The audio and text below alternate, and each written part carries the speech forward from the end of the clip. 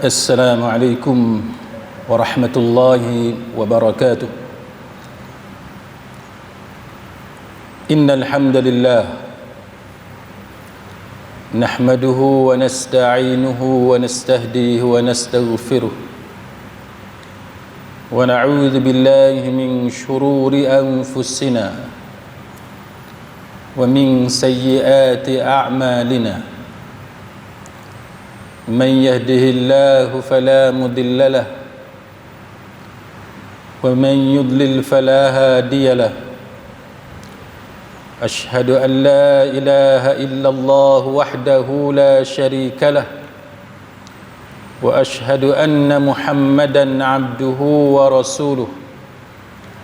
اللهم صل وسلم على محمد وعلى آله وصحبه والتابعين بإحسان إلى يوم الدين. Amma ba'd.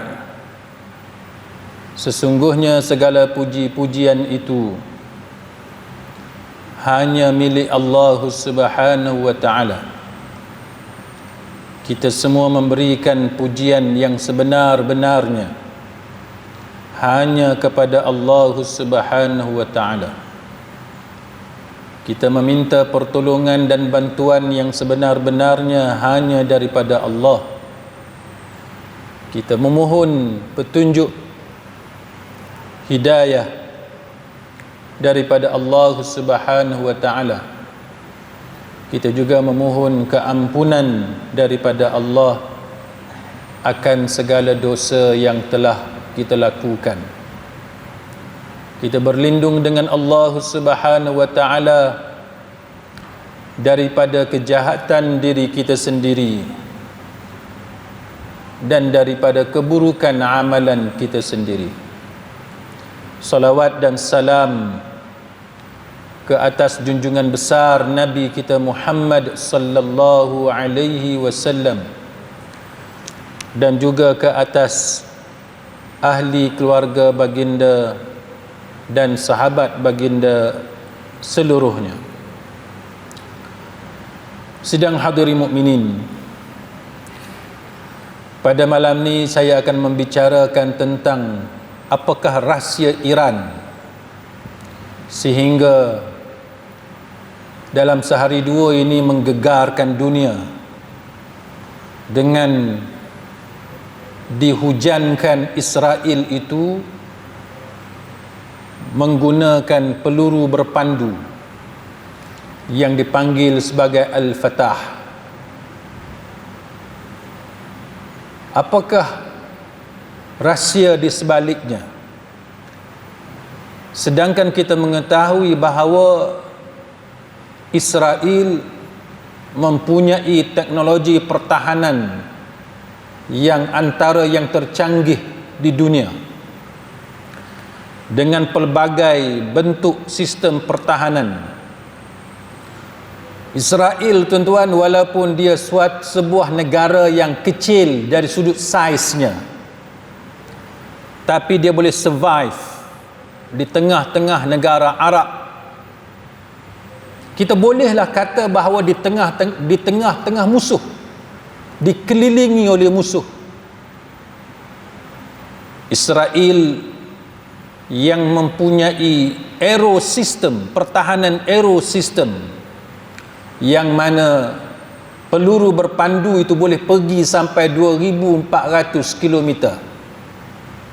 Dari Israel tu dia boleh pergi sampai kepada negara seperti Uzbekistan. Jauh.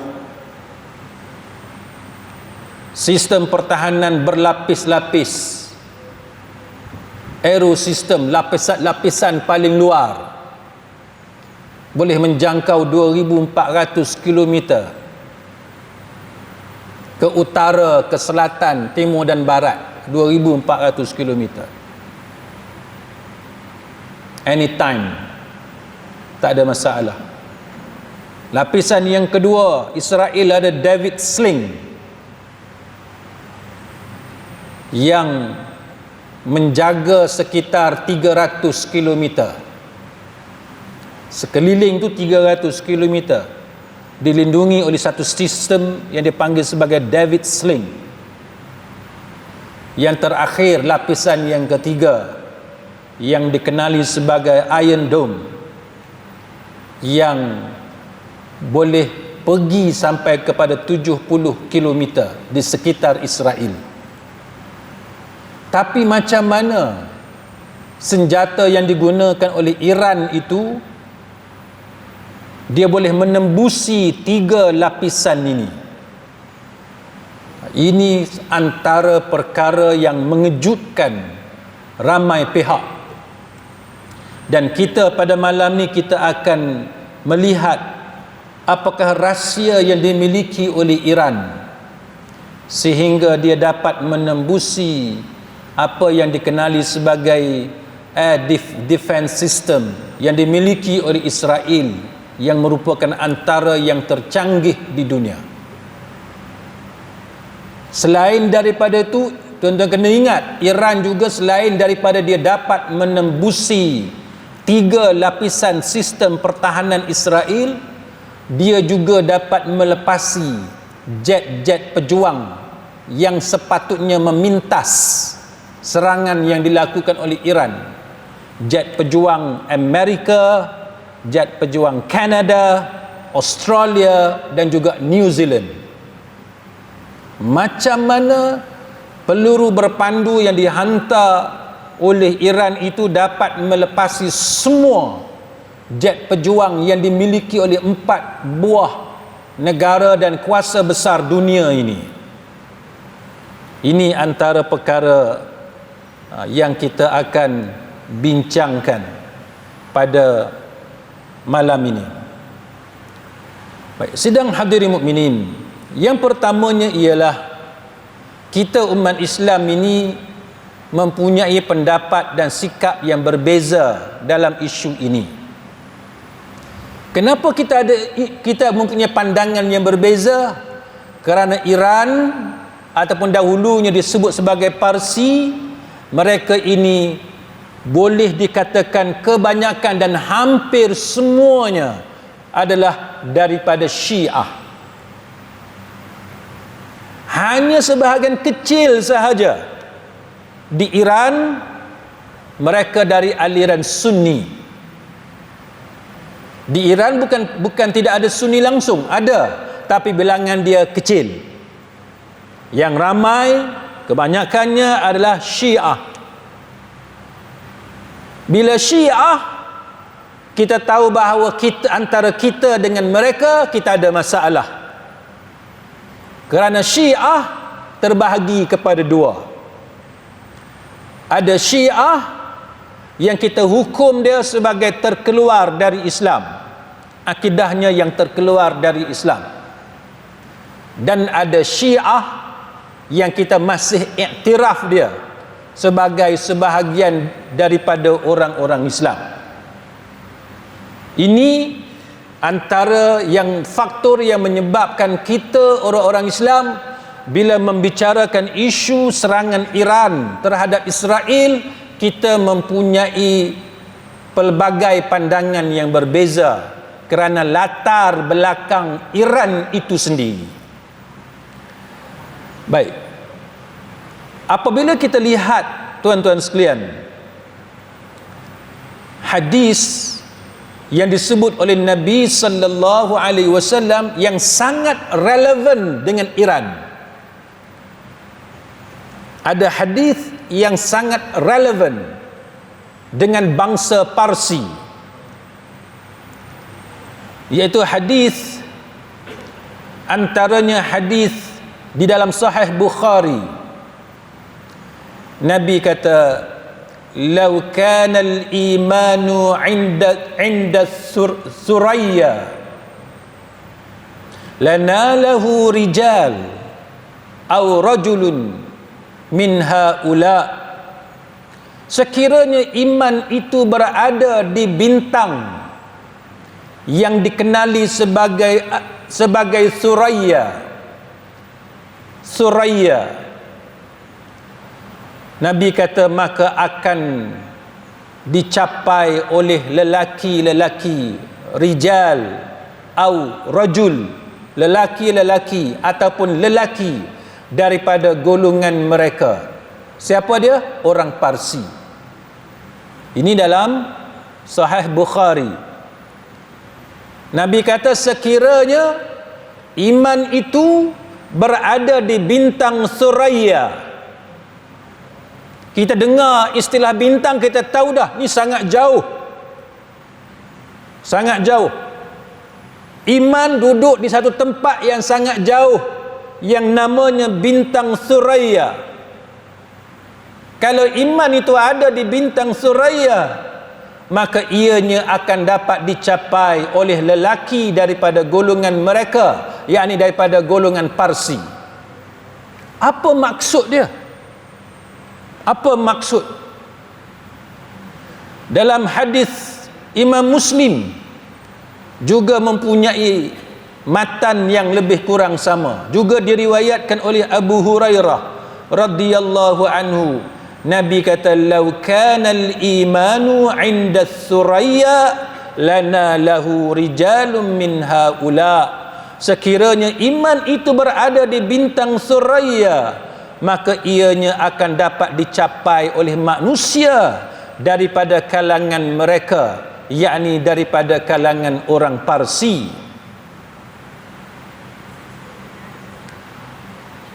Apa maksud dia, tuan-tuan? Apa maksud dia? Maka bila kita lihat dalam hadis Imam Muslim, ceritanya berkaitan dengan Salman Al-Farisi. Ada kaitan dengan Salman Al-Farisi, yang mana kata Abu Hurairah radhiyallahu anhu, "Kunna julusan 'inda Nabi sallallahu alaihi wasallam." Sedang kami duduk bersama-sama dengan Nabi sallallahu alaihi wasallam, fa unzilat alaihi suratul Jumu'ah. Lalu turun kepada Nabi sallallahu alaihi wasallam surah Jumu'ah.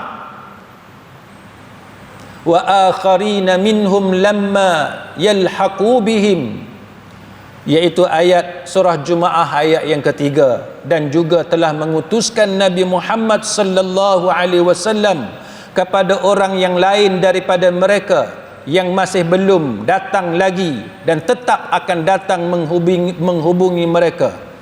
Lalu aku berkata, siapakah mereka wahai Rasulullah sallallahu alaihi wasallam? Nabi tidak jawab soalan itu sehingga 3 kali ditanya. Di sini, di sisi kami adanya Salman Al-Farisi, dan Nabi sallallahu alaihi wasallam meletakkan tangan baginda di atas badan Salman sambil berkata, sekiranya iman itu berada pada bintang Suraya, maka akan dicapai oleh lelaki-lelaki daripada golongan mereka, yakni daripada golongan Parsi. Hadis ni tuan-tuan, dia punya latar belakang dia, asbabul wurud, diucapkan oleh Nabi sallallahu alaihi wasallam ketika mana Nabi memuji Salman Al-Farisi. Ni kaitan dengan bangsa Parsi, sebab Nabi puji seorang sahabat yang namanya Salman Al-Farisi. Salman Al-Farisi, Al-Farisi itu dia bangsa Parsi. Sekarang ni Iran. Dan kata Syekh Mulla Ali Al-Qari ketika dia menghuraikan hadis ini, dia kata hadis ini berkemungkinan menceritakan tentang kesungguhan Salman Al-Farisi di dalam mencari kebenaran atau cahaya hidayah. Cerita pasal Salman Al-Farisi yang berani mencari kebenaran dan mencari hidayah. Dan kata Syekh Mulla Ali Al-Qari, hadis ini juga boleh membawa maksud orang yang bukan Arab, bangsa Ajam keseluruhannya, tidak bermaksud Parsi sahaja, boleh jadi semua bangsa lain pun, tidak terikat dengan Parsi sahaja, mungkin orang Melayu, orang Indonesia, bangsa lain sekalipun. Dia kata termasuk juga kerana kesemuanya itu tergolong di kalangan orang-orang yang buta huruf, belum mendapat hidayah seperti mana orang Arab pada zaman jahiliyah, ataupun dia mungkin juga bermaksud khusus kepada orang Parsi sahaja. Baik, bintang Suraya ni kat mana? Sekarang ni dipanggil sebagai Pleiades. Pleiades iaitu satu kelompok bintang yang berada di dalam buruj Taurus. Taurus, Taurus. Dan ia merupakan satu kelompok bintang yang paling terang, paling jelas kalau kita nak tengok dengan mata kasar, dan salah satu buruj yang paling dekat dengan bumi. Mana senang nak cerita, bila Nabi cerita dekat sahabat, boleh tunjuk yang kata bintang yang paling dekat yang boleh nampak dengan mata kasar. Maksudnya kalau kat situ boleh dicari iman, adanya iman, maka ianya akan dapat dicapai oleh bangsa Parsi. Sejauh itu itu menggambarkan apa? Menggambarkan keberanian. Dalam konteks isu sekarang, masalahnya Iran ini tuan-tuan, majoritinya Syiah. Itu yang menyebabkan di kalangan orang Islam pada hari ini berbelah bagi bila membicarakan tentang serangan Iran terhadap Israel. Kalau kita bercakap tentang syuja'ah, tentang keberanian, keperwiraan, siapa lagi yang berani untuk serang Israel dengan menggunakan peluru berpandu? Kita kata kita Sunni, kita lebih baik dari Syiah. Ya, kita lebih baik dari Syiah. Tapi dalam konteks berhadapan dengan Israel, dengan menggunakan kekerasan, dengan menggunakan senjata, setakat hari ini hanya peluru berpandu, hanya roket, hanya letupan dan senjata dari Iran dan juga golongan Syiah yang sampai di Israel. Manakala negara-negara Sunni, kita orang-orang Sunni setakat ini tidak ada lagi negara Sunni yang secara terbuka boleh melakukan sebagaimana yang dilakukan oleh Iran. Saya tidak bermaksud untuk mengatakan bahawa Syiah itu bagus, tapi kita berbicara tentang keberanian untuk melakukan serangan dengan menggunakan senjata terhadap Israel. Jadi apakah keberanian mereka? Apakah kelebihan yang ada kepada Iran sehingga dia berani dan memberi impak yang begitu besar kepada negara Israel sekarang ni? Ini fokus kita pada malam ni, tuan-tuan.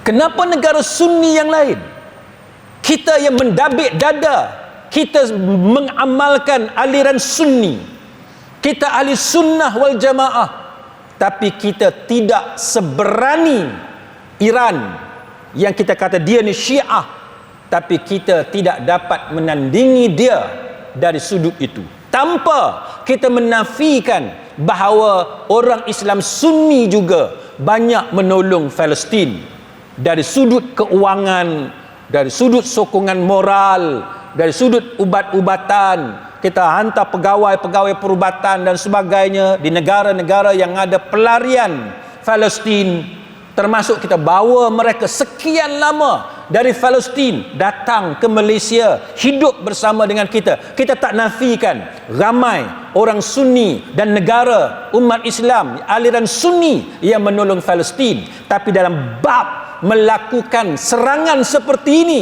setakat ini hanya Iran yang berani. Apa rahsia mereka? Sidang hadirin mukminin, antaranya ialah kelebihan yang ada pada Iran terletak kepada teknologi peluru berpandu mereka yang bernama Al-Fatah.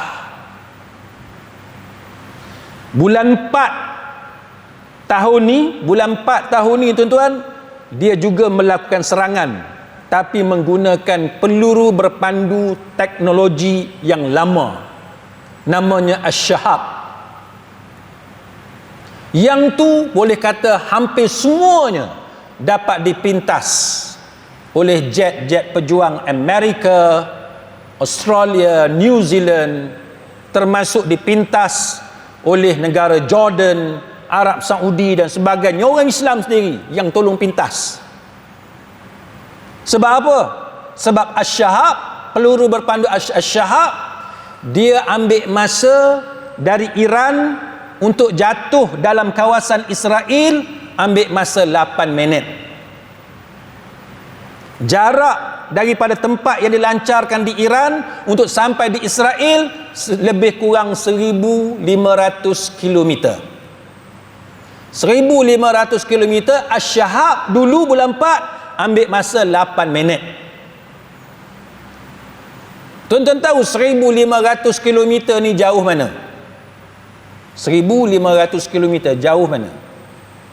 Kalau kita buat garis lurus, lebih kurang lah, saya buat anggaran kasar, dari Kangar Perlis sampai ke JB, kalau bawa kereta, guna jalan raya, guna highway, yang tu 800 km lebih.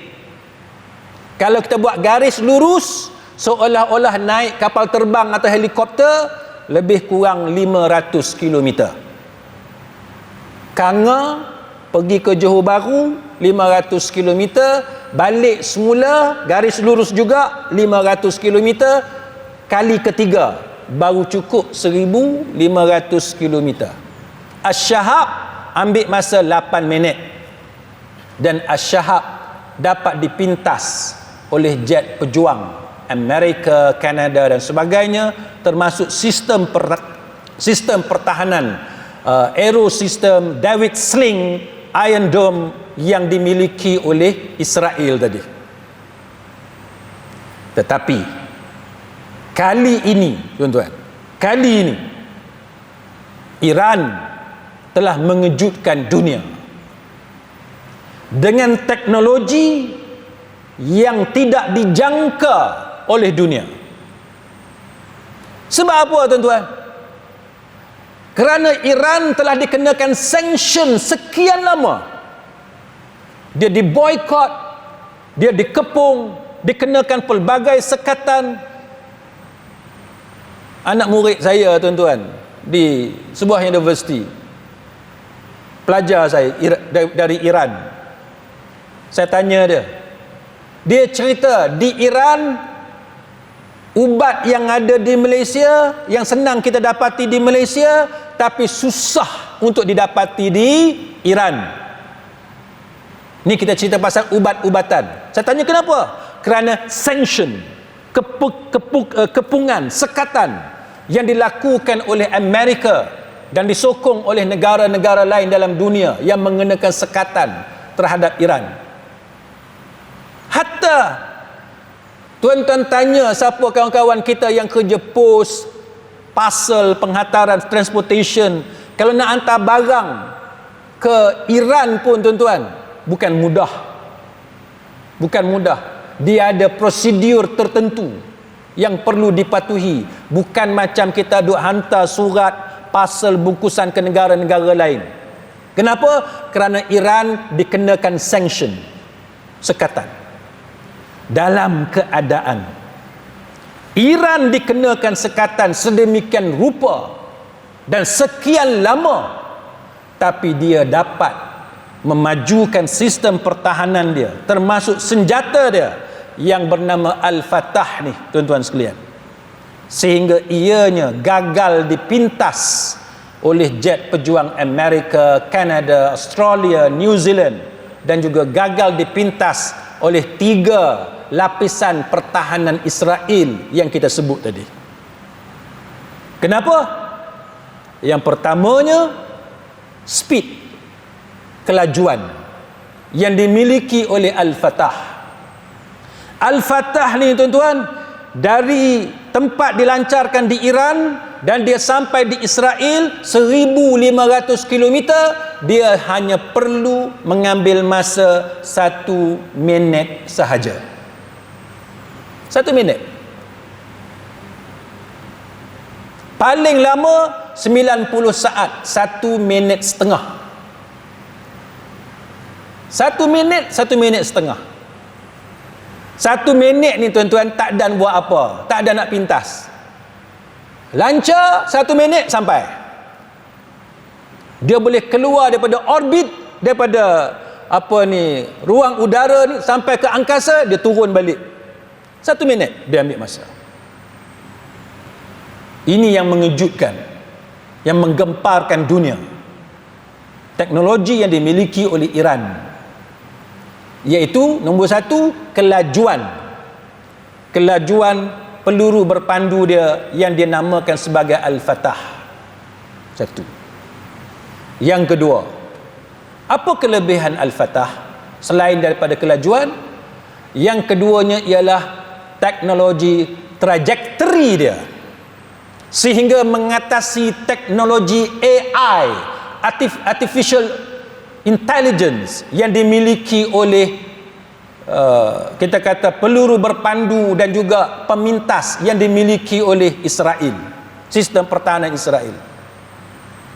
Dia, kalau tuan-tuan tengok kepada sistem pertahanan Israel ni, contohnya Arrow 3, Arrow 2, Arrow 3, dia adalah medium range dan long range ballistic missiles, peluru berpandu antara benua. Dekat kepala dia tu tuan-tuan, dia ada teknologi AI. Samalah juga David Sling, dia mempunyai sistem pertahanan yang dia boleh musnahkan roket, peluru berpandu dan sebagainya, yang mana kepada kepala dia ada teknologi AI. Maksud dia tuan-tuan, bila Iran dia lancarkan peluru berpandu dia boleh baca pergerakan peluru berpandu tadi dan titik pertemuan tadi. Maka peluru berpandu pemintas yang dihantar oleh Israel, dia akan pergi ke titik yang dia jangka akan berlaku pertemuan, dan disitulah mereka bertemu dan diletupkan peluru berpandu yang dihantar oleh Iran sepatutnya. Tapi dengan teknologi trajektori yang dimiliki oleh Iran ni, peluru berpandu dia pandai mengelak pemintas. Dia boleh elak. Bila dia dilancarkan tuan-tuan, dia boleh baca ada roket ataupun peluru berpandu yang dilancarkan oleh musuh, dia boleh mengelak dan dia turun secara mendadak, dan dia mengelak daripada berlaku pertembungan dengan apa-apa pemintas yang dilancarkan oleh pihak musuh. Kalau tuan-tuan tengok video bagaimana wartawan-wartawan barat dia illustrate kebijakan peluru berpandu Al-Fatah yang dimiliki oleh Iran ini sangat mengagumkan tuan-tuan. Sangat mengagumkan. Dia bukan boleh mengelak sekali, dia boleh mengelak beberapa kali daripada bertembung dengan peluru berpandu pemintas yang dihantar oleh Israel. Ini yang menyebabkan peluru berpandu Iran yang bernama Al-Fatah ni dapat jatuh ke dalam kawasan Israel. Cuma berapa banyak yang jatuh, yang tu diperdebatkan. Iran mendakwa lebih daripada 90% daripada peluru berpandu Al-Fatah yang dia lancarkan, sebanyak 200 peluru berpandu tuan-tuan. Iran kata lebih daripada 90% daripada jumlah 200 peluru berpandu yang dia hantar jatuh dan tepat kepada sasaran. Itu dakwa Iran.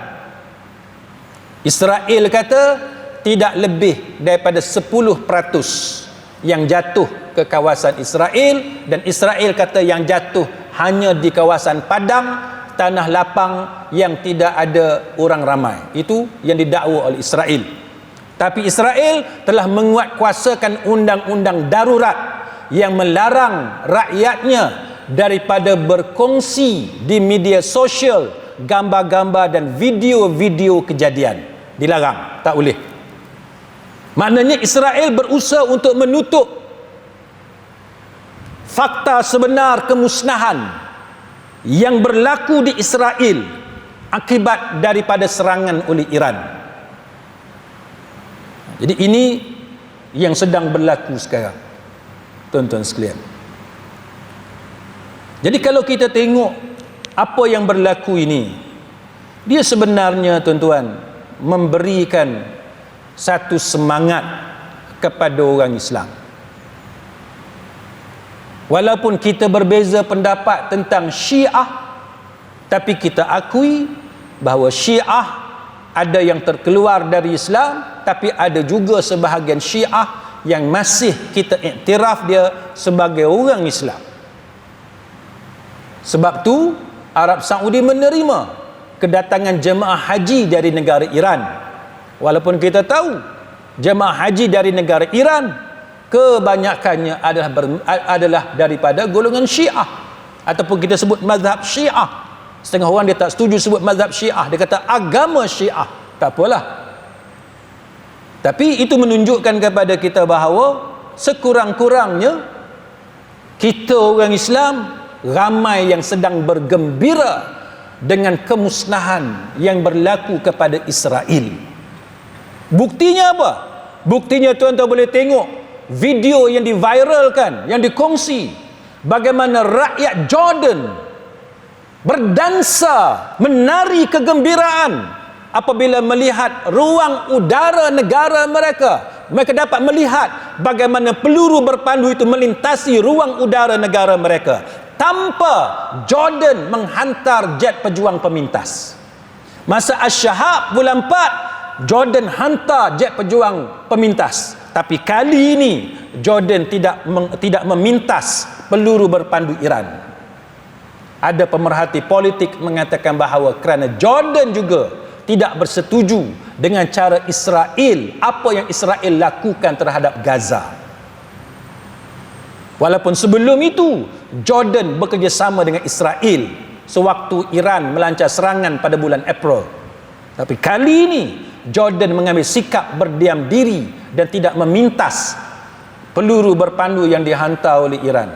Kalau dia nak hantar pun ramai meragui, dia tidak akan sempat untuk memintas peluru berpandu yang hanya mengambil masa 1 minit sahaja untuk sampai ke Israel. Bukan sahaja rakyat Jordan yang berdansa, menari kegembiraan. Tuan-tuan boleh tengok bagaimana di Gaza umat Islam menari kegembiraan. Video disebarkan secara meluas. Di Mesir dan banyak lagi negara Arab yang lain, tuan-tuan boleh tengok mereka berkongsi video rakyat mereka bergembira kerana Israel diserang oleh Iran. Jadi kita nak, tuan-tuan, golongan Sunni kita, negara-negara umat Islam dari Sunni, golongan Sunni, bukan sahaja menghantar bantuan wang ringgit, bukan sahaja menghantar bantuan ubat-ubatan, bukan sahaja menghantar bantuan pasukan pendamai, tapi hendaklah dihantar senjata. Kerana sudah sekian lama orang Palestin menunggu saat dan ketika seperti ini untuk mengajar Israel akibat daripada kekejaman yang mereka lakukan terhadap rakyat Palestin. Dan rakyat Palestin bukan hanya beragama Islam yang terbunuh. Rakyat Palestin yang dibunuh oleh Israel termasuk juga orang Kristian, orang bukan Islam yang lain. Ini adalah kekejaman yang dilakukan oleh Israel. Dan kalau tuan-tuan tengok baru-baru ini ada isu berkenaan dengan wanita Palestin bersama dengan keluarga dia di Kuala Lumpur. Ada video yang viral kan. dia macam mengeluarkan kata-kata yang menyebabkan kita di Malaysia ni sebahagiannya tersinggung, seolah-olah dia tidak berterima kasih dengan kebaikan kita yang menerima mereka. Jadi ada macam-macam pandangan lah.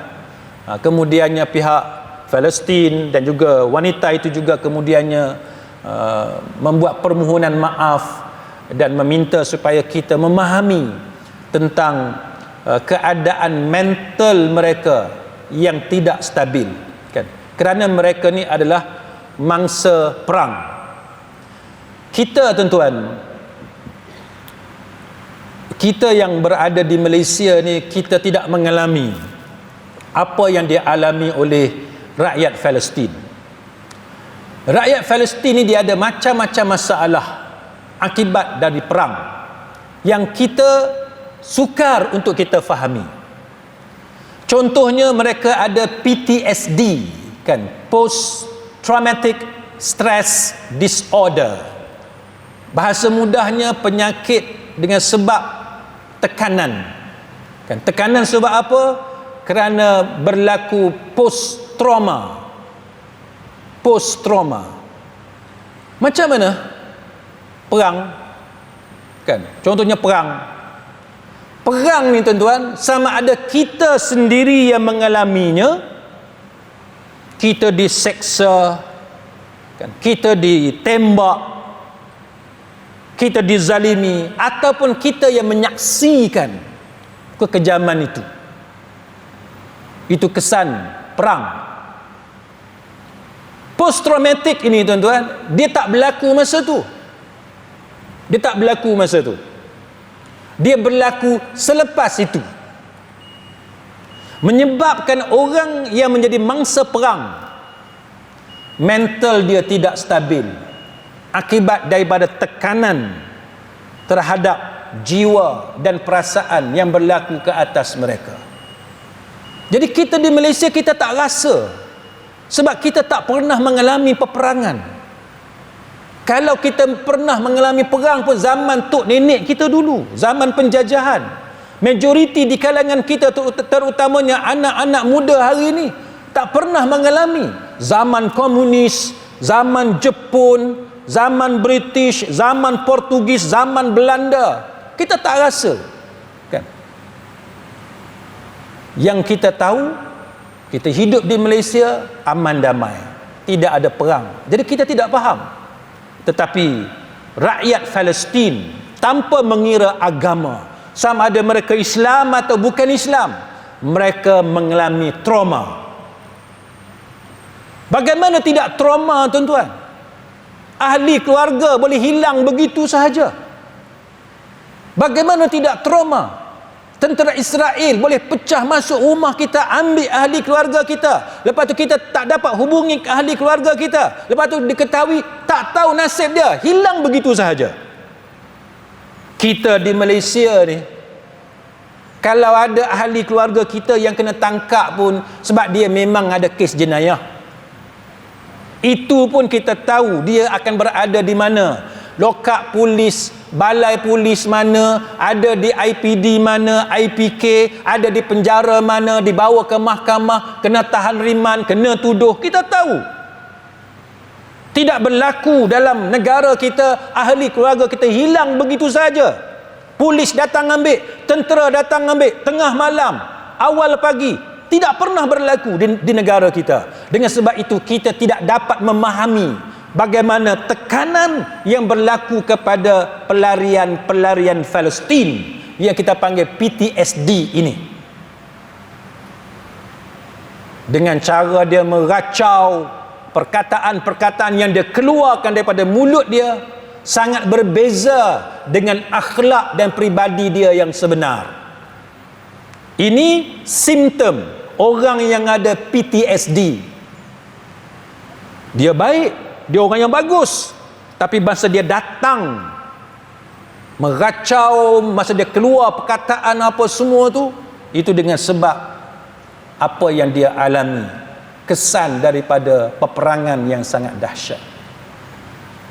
Kita tak rasa, tuan-tuan. duduk dalam bangunan, tiba-tiba bangunan itu diletupkan. Tak ada tentera, tak ada kereta kebal. Pasal apa? Peluru berpandu dari jauh, dari langit dihantar oleh Israel. Kita tak rasa keadaan itu.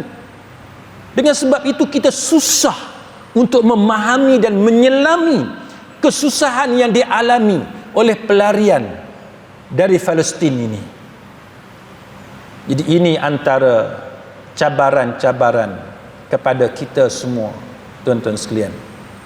Jadi semoga apa yang kita bicarakan ini sekurang-kurangnya kita memahami kan tuntutan agama untuk kita faham tentang masalah yang dialami oleh mangsa perang.